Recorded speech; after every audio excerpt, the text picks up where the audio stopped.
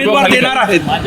नाही, या संदर्भात कुठलीही चर्चा झालेली नाही आणि शेवट चर्चा झाल्यानंतरच निर्णय होईल. महाविकास आघाडीच्या बैठकीमध्ये चर्चा करू आणि निर्णय घेऊ, पण अद्याप तरी या संदर्भात कुठलाही प्रस्ताव सत्ताधाऱ्याकडून किंवा सिटिंग आमदारांच्या पक्षाकडून आलेला नाही. मुख्यमंत्र्यांनी आवाहन केलं होतं की बिनविरोध होऊ द्यावा, म्हणून जर लढायलाही तयार आहोत आम्ही, पण बिनविरोध झाला तर योग्य आहे असं म्हटलं मुख्यमंत्री. नाही, लढायला तयार, आम्हाला पण लढायला तयार आहोत. आणि विषय असा येतो की यापूर्वी जर आपण पाहिलं तर त्या ठिकाणी ती भूमिका त्यांची तशी होती का हे तपासून पाहू आम्ही. कारण अनेक ठिकाणी आम्ही बिनविरोध विचार केला, पण त्यांनी उमेदवार उतरवले. हे अनेक नांदेडमध्ये सुद्धा उमेदवार उतरवला गेला होता, त्यांनी हे होऊ दिलं नाही. अशा आहेत. त्यामुळे सगळ्याच ठिकाणी काही सरसकट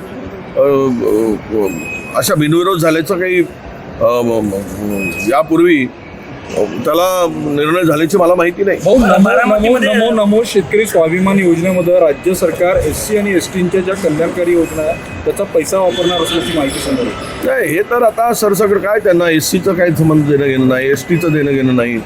सरसकट JR काढून लाडकी बहीण, नमो शेतकरी सहाय्य निधी यामध्ये वापरला जातो आहे. त्यांना STचा निधी खरं तर वेगळ्या किंवा घटनेनुसार तो निधी तसा वरती करता येत नाही. काल परवा 400-450 कोटी रुपये त्यांनी काढून घेतलेत. एकीकडे बजेट फुगवून दाखवायचा SCसाठी, सोशल जस्टिससाठी, ट्रायबल विभागासाठी, आणि त्यातले निम्म्यापेक्षा मागच्या वर्षी 45% खर्च झाला समाज कल्याणचा. 45%मधूनही लाडक्या बहिणीला गेले आणि इतरत्र निधी वळवला गेला.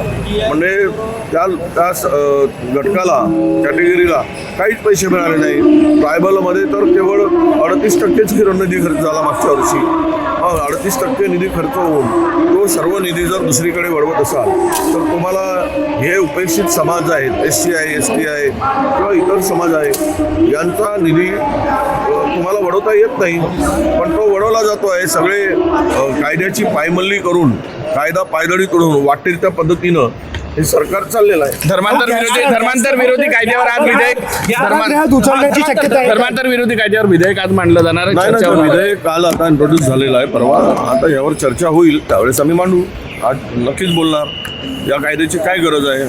काही विषारी मंत्री पोचले जात आहेत, ते सरसकट सगळे काय, म्हणजे त्यांना जी शपथ घेत आहेत ती शपथसुद्धा आपण घेतली, ती काय त्यातले वाक्याचा शब्दाचा अर्थ तरी यांना कळतो का आपण पाहतोय. त्यामुळे हे कायदे आणून अशा पद्धतीचे दोन धर्मामध्ये तेढ निर्माण करून मताची पोळी शेकण्यासाठी आणलेले विधेयक आहे, त्यावर चर्चा होईल.